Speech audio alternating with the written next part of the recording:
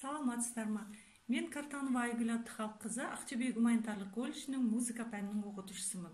Бүгінгі біздің сабағымыз негізгі аспап қобыз пәнінен болмақ. Сабақтың тақырыбы Ахмет Жұбанов «Көктем». Сабақтың мақсаты оқушының аспапта орындау мүмкіншілігін дамыту. Орындау техникасын, дыбысты таза, сапалы шығару қабілетін жетілдіру.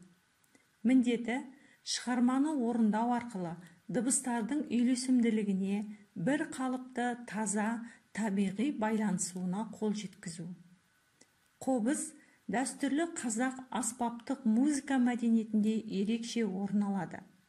Мыңдаған жылдар бойы халық қобыз аспабын киелі санап, оны құдіретті күшке балаған. Қобыз дәстүрінің тарихы күрделі әрі өте ерте ғасырларда жатыр. Өткен ғасырдың 30-шы жылдарында Ахмет Жұбановтың тұңғыш қазақ халық аспаптар оркестрін құруына байланысты қобыздың жаңа дәуірі басталды деуге болады. Бүгінгі біздің қолымыздағы қобыз талай тарихи кезеңнен өтіп, ұрпақтан ұрпаққа жалғасып, жаңа даму жолына түскен қобыздың қазақтың төл аспабы. 4 сымшекті прима қобыз техникалық орындау мүмкіншілігі зор, әсем сазды аспап.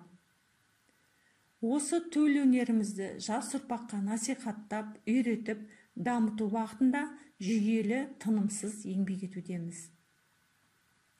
Жалпы осы пәннің мақсаты оқушылардың аспапта ойнауға үйретумен қатар, барлық әдіс тәсілдерді қолдана отырып, олардың музыкаға деген қызығушылығын ояту, музыканы сүюді, түсінуді, сезінуді үйрету және бұл өнер ұлы да қасиетті, мәңгілік екенін ұғындыру. Жалпы шығармашылық қабілет кез келген адамға туғаннан берілетіні белгілі. Алайда бұл қасиетті әрі қарай жалғасын тауып дамуы тікелей тәрбиеге байланысты. Ең бастысы, адам өзінің ішкі еркіндігін қолдап және дамыта отырып, үздіксіз оқу мен тәрбиені негізге алғаны дұрыс. Оқушы қобызшы үшін қойылатын басты талаптардың бірі музыкалық қабілеттен басқа оқушының ерік жігері, табандылығы және еңбекқорлығы.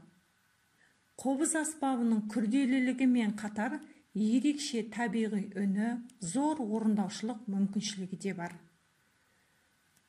Қобыздың терең қоңыр үнін шығару үшін жылдар тәжірибе және еңбек керек.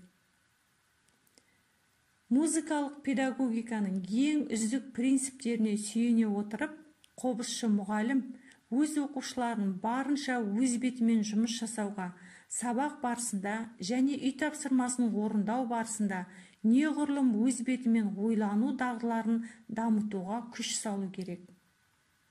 Өз бетімен жұмыс жасауды қалыптастыру, тұрақтандыру және дамыту жұмыстарының нәтижелі болуына оқушының жеке жоспарының болуы маңызды. Өзіндік алға қойған нақты мақсат, жоспар, тұрақты өз бетінше жұмыс бұл оқушының кәсіби жетілуінің кепілі. Мінекей, осындай күрделі жұмыстарды игеру үшін қобызшы алғашқы қобызды қолға алған күннен бастап өте жауапты, мақсатты жұмыс жүргізуі керек. Осындай маңызды мәселелерді оқушыға бірінші сабақ күннен бастап там-тұмдап санасына жеткізіп, тәрбиелеп, кейін өзі түсініп, ізденетіндей жолға салып жібереміз. Енді сабақтың негізгі бөліміне көшейік. Бүгін Ахмет Жұбановтың «Көктем» шығармасын қарайтын боламыз. Ахмет Қуанұлы Жұбанов 1906-1968 жылдар аралығында өмір сүрген қазақтың музыкасын зерттеуші, көрнекті ғалым, әйгілі композитор, дирижер, Қазақстан халық артисі, өнер ғылымның докторы, профессор, академик. Ахмет Жұбанов қазақтың кәсіби музыкасының негізін салушы. Ахмет Жұбановтың қобызға арналып жазған 5 пьесасы бар. Соның бірі көктем. Көктем соль мажор тональдігінде жазылған, өлшемі 3/4, 3 бөлімнен тұрады. Екпіні орташа. Қазір осы шығарманы толық тыңдап көрейік.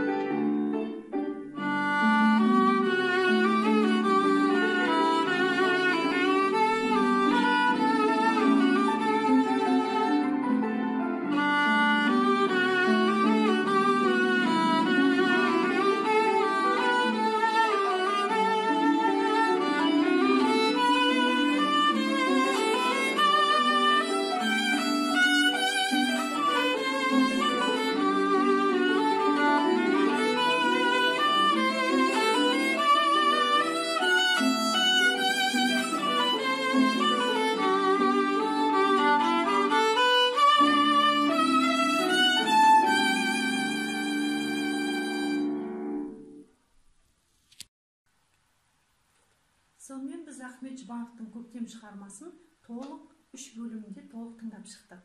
Қазір осы шығарманың бірінші бөлімін жай екпінде, ырғағына, саусақтардың қойылуына жайлап тоқтайық.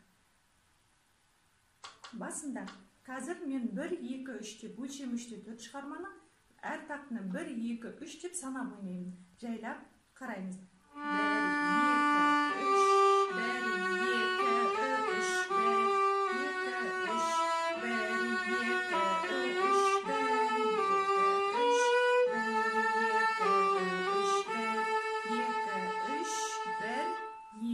3 пауза.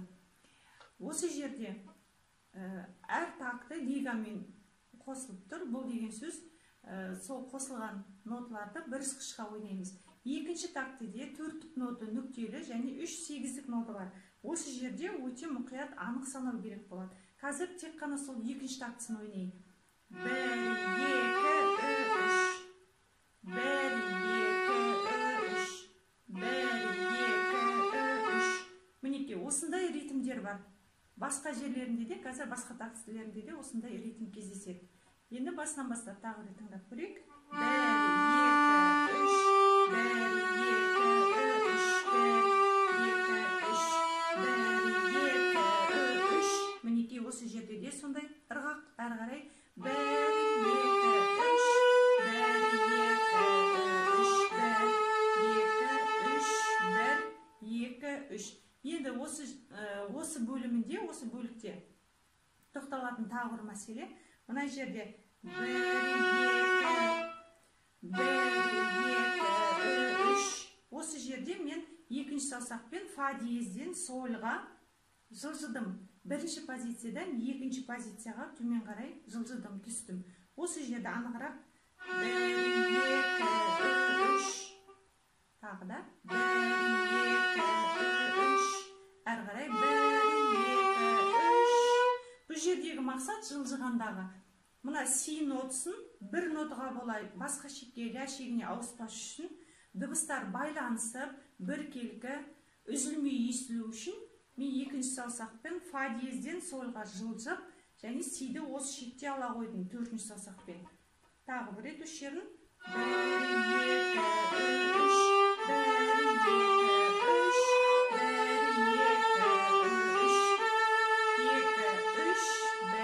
2, 3. Әрі қарай дәл осылай қайталанады. 1, 2, 3.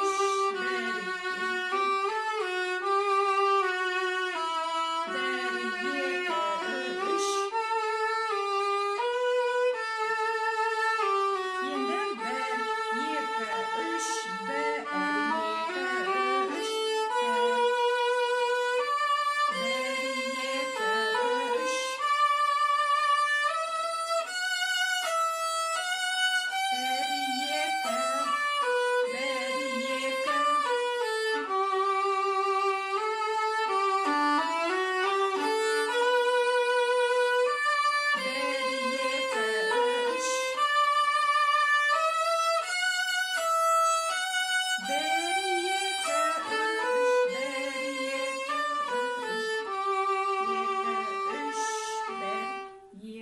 3. Мінекей осы бөлімі осылай ойналады. Одан әрі қарай тағы позициядан позицияға жылжитын жері бар, кішкене соған тоқталып кетейік. Әрі қарай мінекей мына жерде мен жаңағыдай фа диезден сольға екінші саусақпен жылжыдым. Одан кейін мына жерде тағы фа диезден сольға бірінші саусақпен жылжыдым. Сонда мен екінші позициядан үшінші позицияға дейін түстім. Қайтадан.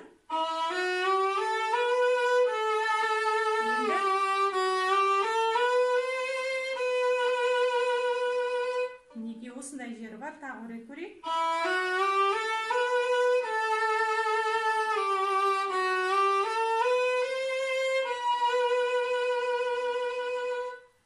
Мінекей осылай бірінші бөлімі позициядан позицияға жылжитын жері бар, және ырғағына санап отырып, асықпай тыңдап, осылай ойнаған дұрыс. Енді үйге тапсырма. Біз жаңа Ахмет Жұбановтың өміріне, шығармашылығына қысқаша тоқталдық. Енді әрі қарай Ахмет Жұбановтың өмірі мен шығармашылығы туралы толық мәлімет жинақтап, оны оқу. Екінші, Ахмет Жұбановтың көктем шығармасының бірінші бөлімі жаттау, дыбыстарды таза орындау, шығарманы санап ойнау, саусақтарды дұрыс қою, және позициядан позицияға ауысқанда саусақты дұрыс алу, дыбысты таза түсу. Осымен бүгінгі сабағымыз аяқталды. Көңіл қойып тыңдағандарыңызға рахмет. Сау болыңыздар.